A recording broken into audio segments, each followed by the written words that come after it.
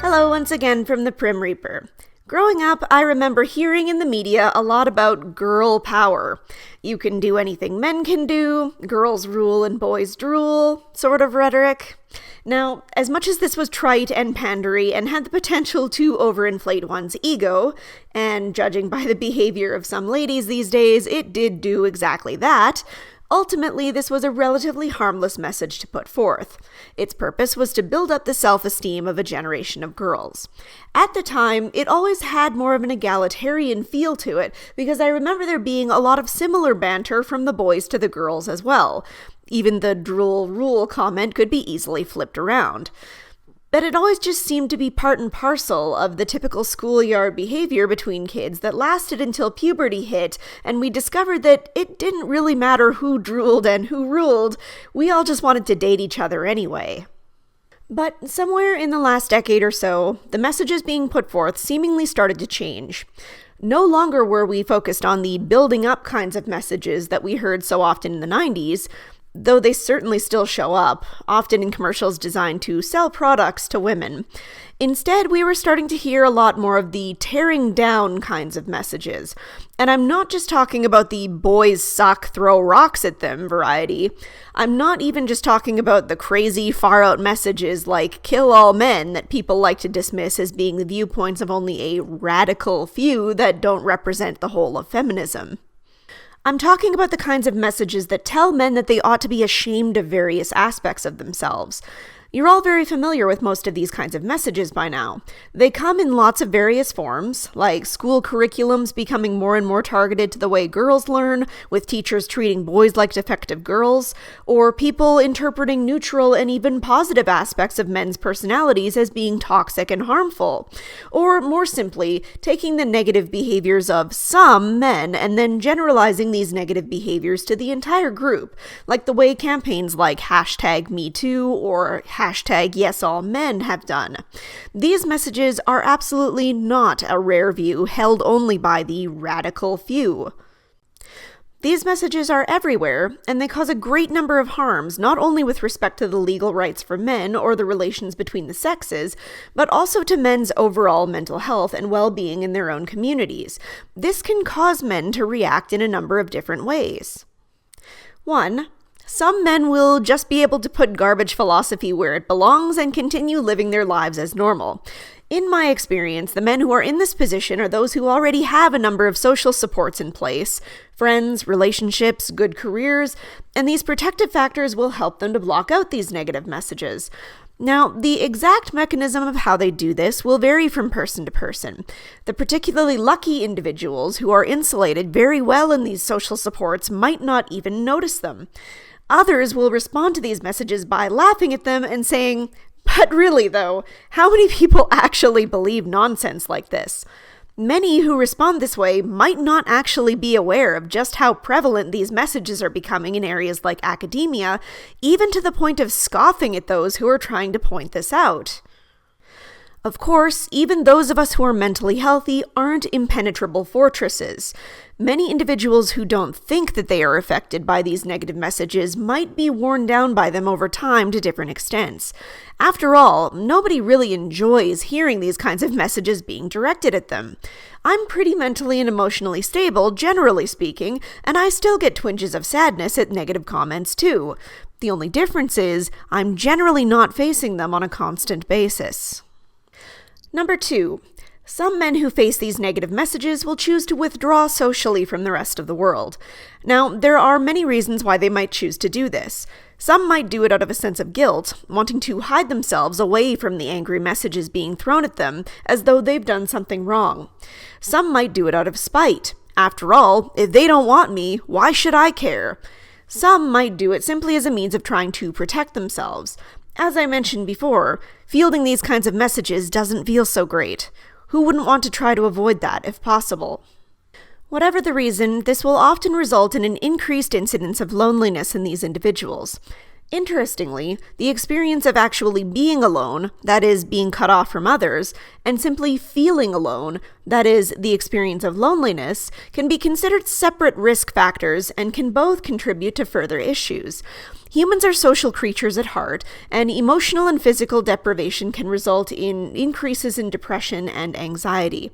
This may be exacerbated in men. Women are far more likely to seek out physical connection with their friends as well as their partners, but men will rarely seek out this kind of connection with their friends alone. This means that even if men only cut themselves off from women and maintain their male friendships, they will likely still be touch deprived. This isn't always the case, of course, but much more common. Now, what is something that is commonly associated with depression that is far more commonly completed by men? Suicide. The links between social isolation, depression, and increased risk of suicide have been well documented, and the suicide rate for men has been increasing. It's really not that difficult to connect the dots here, but let's just run through it again for those who might not get it. If you constantly tell men that they are the cause of all the world's problems, more and more men are going to withdraw from the world. The more men who withdraw, the more men who become isolated and miss out on critical social and emotional connections with others, the more men who become depressed, the more men who attempt and complete suicide. And you know what's particularly sad about this? Not that it's not sad enough already. After all, these poor guys have withdrawn from society and are often suffering without a lot of supports to speak of, we still get the clueless individuals wondering, where have all the good men gone? As if there wasn't an obvious answer. Number 3. Another subset of men will simply flat out reject these negative societal messages and lash out in anger. Once again, this can take a number of different forms. I'm not talking about those who simply become indignant and challenge these messages in productive ways, such as through activism or through organizing awareness campaigns. I'm talking about those whose anger manifests in more malignant manners. One way this can happen is with those who respond to the negative generalizations made about men with negative generalizations made about women. Now, it would be hypocritical for us to be talking right now about negative generalizations made about men in society and not also point out the problem in making negative generalizations about women. It's understandable to want to lash out in kind when treated this way, but unfortunately it's not a good coping mechanism. These types of behaviors are not productive and result in divisions between individuals. Furthermore, people who converse with others who validate these generalizations tend to become more entrenched in their negative beliefs about the opposite sex. Another angry form of lashing out is decidedly more harmful than this previous example, however, and it is in those who wind up lashing out in a physically violent manner. Two very prominent examples of this are Mark Lapine, who singled out the women from a classroom, lined them up, and proclaimed, "I am fighting feminism," before shooting every one of them, and Alec Minassian, who, at least as far as we know, made a Facebook post talking about Chads and Stacys before running down innocent people with his car. It is worth noting, actually, that these kinds of violent behaviors can actually be spurned on by exactly the types of negative entrenched beliefs about the opposite sex that I was just discussing. Now, it's important to note that very few individuals who respond with anger are going to lash out violently. Far more will resort to self-harming behaviors rather than violent behaviors, but those who do are usually those individuals who have minimal social supports, feel the most desperate, the most angry, and believe the other side is a lost cause unworthy of saving. This situation is tragic for 3 reasons. 1, most obviously because of the loss of innocent lives and the horror this wreaks on their families and communities. 2, because it's never acceptable, but always sad to see an individual be provoked to violent behavior. And 3, because the people who do lash out in this violent manner wind up giving those who made the generalizations about men in the first place more ammo to make further generalizations, as now they have the definitive proof to say, "See, look how terrible these white cis incel men are." 4, Then there are those men who will self-flagellate in response to society's negative messages about them. They will take a page out of Anita Sarkeesian's book and start seeing how everything they do is sexist, racist, and homophobic. In response, they'll be more than willing to fall to their knees and beg for forgiveness.